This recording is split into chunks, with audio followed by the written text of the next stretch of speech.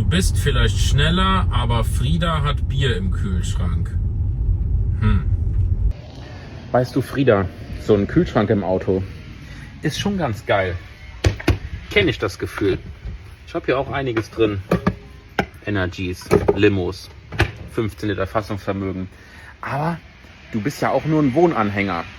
Das heißt, du kommst ja während der Fahrt gar nicht an den Kühlschrank dran. Da geht es dir halt leider so wie mir.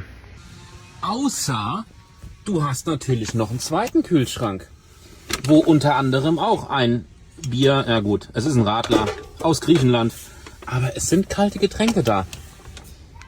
Egal ob jetzt Frieda oder der General, ein Kühlschrank im Auto ist schon geil.